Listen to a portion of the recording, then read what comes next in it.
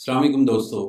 मेरी आज की वीडियो करियर चॉइस से रिलेटेड है और इसमें बहुत सारे मुझे जो मैसेजेस आते हैं पेरेंट्स के, स्टूडेंट्स के कि उन्हें कौन-सा डिसिप्लिन पढ़ाई के लिए चूज़ करना चाहिए, कौन-सा प्रोफ़ेशन अपनाना चाहिए और ये बहुत ही इम्पोर्टेंट क्वेश्चन है इस एज पे या आप कह लें लेटर एज में कि आप किस प्रोफ़ेशन को जॉइन करके सारी ज़िंदगी उस पे गुज़ारना चाह रहे हैं। तो सबसे पहले मैं पेरेंट्स की बात करता हूँ कि पेरेंट्स मुझे ये क्वेश्चन करते हैं कि उनके बच्चों को कौन से प्रोफ़ेशन में वो जॉइन कराएँ। तो इस सिलसिले में मेरा जहाँ तक ख़्याल है कि बजाय इसके कि पेरेंट्स अपनी मर्ज़ी चलाएँ, क्योंकि आपने देखा होगा हमारी सोसाइटी में जो डॉक्टर्स के बच्चे हैं, वो डॉक्टर्स हैं, इंजीनियर्स के बच्चे इंजीनियर्स हैं, डेंटिस्ट के बच्चे डेंटिस्ट हैं, इसी तरह प्रोफ़ेसर्स के बच्चे प्रोफ़ेसर्स हैं, टीचर्स हैं। तो मेरा मशवरा ये है कि ऐसा ना करें, अपने बच्चे की तरजीह देखें कि वो क्या चाहता है। आप बजाय इसके कि मुझसे पूछें या खुद से फ़ैसला करें आपस में पेरेंट्स बैठ के, आप बच्चे से पूछें, उसका शौक देखें और उसकी मर्ज़ी के मुताबिक उसको एजुकेशन दें। वो पिछले दिनों एक मूवी भी थी, वो थ्री इडियट्स और इस तरह की बेशुमार और मूवीज़ भी आई हैं, जिसमें उन्होंने बताया कि एक जो बच्चा है, वो अपना करियर बनाना चाह रहा है किसी और फ़ील्ड में, लेकिन उसके पेरेंट्स जो हैं, वो किसी और फ़ील्ड में चाहते हैं कि वो इंजीनियर बने या डॉक्टर बने। तो हमारे यहाँ तो बहुत सारी ऐसी एग्ज़ाम्पल्स हैं। फिर बच्चे उसमें मजबूरी के तहत वो एजुकेशन तो ले लेते हैं, लेकिन वो पैशन नहीं होता उनका, उनका शौक नहीं होता, वो बेचारे सारी ज़िंदगी जो है वो ऐसे प्रोफ़ेशन में काम करते हैं, जिनको उन्हें कतई मज़ा नहीं आता, ना ही वो उसमें कोई एक्सेल कर सकते हैं, उस तरह कोई सिग्निफ़िकेंट कोई कोई चीज़ इजाद कर सकते हैं, ना ही कोई बहुत बड़ी कोई कामयाबी हासिल कर सकते हैं। तो ये जो है ये थोड़ा-सा ख़्याल करना चाहिए पेरेंट्स को कि वो अपनी मर्ज़ी ना थोपें उन पे। अब आते हैं दूसरी साइड पे कि बच्चे कैसे चूज़ करें कि उन्हें क्या करना चाहिए। ये बड़ा आसान तरीका है लेकिन इस पे थोड़ा-सा गौर करना होगा स्टूडेंट्स को, ठीक है?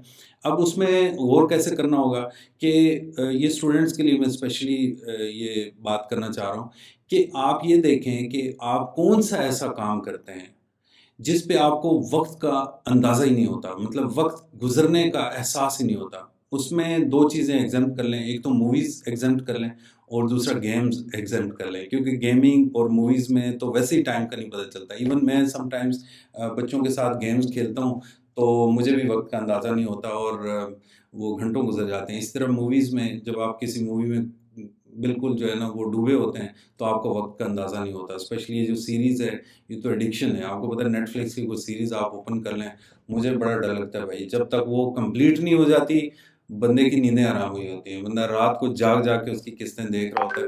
बहरहाल इसमें इन दोनों को एग्ज़ेम्प्ट करके आप जो है वो ऐसी किसी चीज़ को आइडेंटिफ़ाई करें, जो काम करते हुए आपको वक़्त का बिल्कुल एहसास नहीं होता और घंटों गुज़र जाते हैं और आप बिल्कुल नहीं ना ही थकते हैं फिज़िकली, ना ही मेंटली थकते हैं। तो ऐसी कौन-सी चीज़ है? उसमें कुछ भी हो सकता है। उसमें आप जो है अगर ड्राइंग कोई कर रहे हैं, कोई चीज़ बना रहे हैं, तो आपको वक़्त का पता नहीं चलता, तो आप सोचें कि आप जो है वो अच्छे क्रिएटिव काम कर सकते हैं। क्रिएटिविटी में बहुत सारी चीज़ें आ जाती हैं। आप अच्छे डिज़ाइन आर्टिस्ट बन सकते हैं। आप अच्छे आर्किटेक्ट बन सकते हैं। आप अच्छे जो हैं वो आप कह लें कि ग्राफ़िक डिज़ाइनर बन सकते हैं, कुछ भी आप अच्छे प्लानर बन सकते हैं। तो जो डिज़ाइन जो जो क्रिएटिविटी है आर्ट्स की, वो काफ़ी चीज़ों को ज़ाहिर करती है।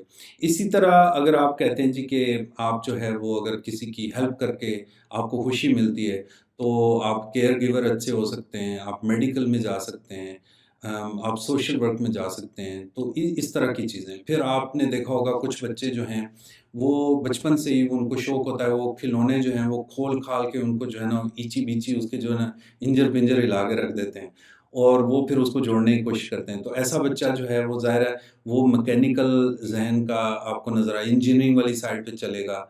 इसी तरह कुछ बच्चे हैं जो ब्लॉक्स में हैं, वो कंस्ट्रक्शन वाली साइड पे, वो सिविल वाली साइड पे अच्छे होते हैं, कंस्ट्रक्शन अच्छी कर लेते हैं। उनकी जो विज़ुअलाइज़ेशन की जो पावर है वो बड़ी स्ट्रॉन्ग होती है।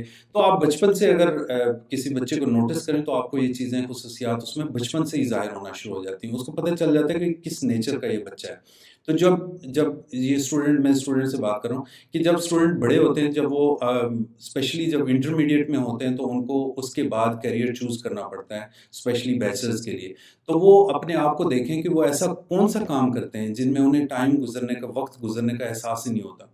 तो वो जब आइडेंटिफ़ाई कर लें, बेशक बिल्कुल एक्यूरेट ना करें लेकिन उसके करीब-करीब कर सकते हैं वो। बहुत हद तक उन्हें अंदाज़ा हो जाएगा कि कौन-सा लिटरेचर वो पढ़ते हैं तो उन्हें बहुत मज़ा आता है, बहुत एन्जॉय करते हैं, कौन-सी वीडियोज़ देखते हैं तो उन्हें बहुत अच्छा लगता है, किस तरह का जो है वो एनवायरनमेंट उन्हें अच्छा लगता है। कई लोग जो हैं वो बुक्स की दुकान पे, जैसे मुझे बुक्स की जो खुशबू है वो बहुत अच्छी लगती है और मेरा दिल करता है कि मेरे आस-पास बस बुक्स ही बुक्स बिखरी हों, पेपर्स बिखरे हों और मैं बुक पढ़ता हूँ। रीडिंग मेरी रोज़ाना घंटों के हिसाब से रीडिंग है और मुझे रीडिंग में बहुत मज़ा आता है। तो जब मुझे इस चीज़ का फ़ायदा क्या हुआ कि मैं जब पीएचडी कर रहा था, तो मैंने 16 से 18 घंटे तक भी रीडिंग की है पर डे। तो आप अंदाज़ा लगा सकते हैं कि 16 से 18 घंटे पढ़ने में ये जो ग्लासेज़ हैं, ये मेरी उसी का गिफ्ट है। ये ड्यूरिंग पीएचडी जो है मुझे ग्लासेज़ लगाना पड़ गईं, तो रीडिंग ग्लासेज़ हैं ये। तो ये मुझे फ़ायदा ये हुआ कि मुझे पढ़ते हुए कोई प्रॉब्लम नहीं हुई। ठीक है, मैं लंबी-लंबी जो रातें हैं, वो भी पढ़ते हुए गुज़ारी हैं, मुझे कोई प्रॉब्लम नहीं हुई। लेकिन ये है कि एक बंदा है जो जो विजुअली ज़्यादा उसको वो होता है, रीडिंग से उसको नहीं मिलता, तो उसको मूवीज़ आप दिखा लें, उसको कुछ और दिख लें, ये ख़ैर मैं डिफरेंट बहस में पड़ जाऊँगा कि वो जो लर्निंग स्टाइल्स हैं, वो होते हैं कि जैसे कुछ विजुअली लर्न करते हैं, कुछ कानों से सुन के लर्न करते हैं, कुछ जो है वो हाथों से छू के डिफरेंट हिस्से इस्तेमाल करके वो लर्न करते हैं। तो इसमें लर्निंग स्टाइल्स होते हैं। तो बड़ा आसान है कि किसी फ़ील्ड को भी चूज़ करने से पहले अगर आप सोच लें कि मेरे अंदर क्या वो मेरा पैशन है या मैं सिर्फ़ अपने पेरेंट्स के कहने पे वो काम कर रहा हूँ या कर रही हूँ, तो फिर बड़ी आसानी हो जाएगी, आपका करियर भी ताबनाक होगा, बहुत सक्सेस आप हासिल करेंगे। लेकिन अगर आपने मजबूरी के तहत आपको जो है वो आप एक अच्छा इंजीनियर बनना चाह रहे हैं, लेकिन पेरेंट्स चाह रहे हैं कि आप डॉक्टर बनें और अगर आपने डॉक्टर बन गए आप और एमबीबीएस कर लिया, फिज़िशियन बन गए, तो फिर आप सारी ज़िंदगी जो है वो लोगों के वो इलाज करती वो आपको गुज़रेगी। आप इंजीनियरिंग वाला शौक आपको वो जो है वो रह जाएगा। तो जो पैशन है, उसको लाज़मी परस्यू करें और एक चीज़ जो मैं अपने स्टूडेंट्स को हमेशा कहता होता हूँ, वो ये है कि don't let surrender your dreams.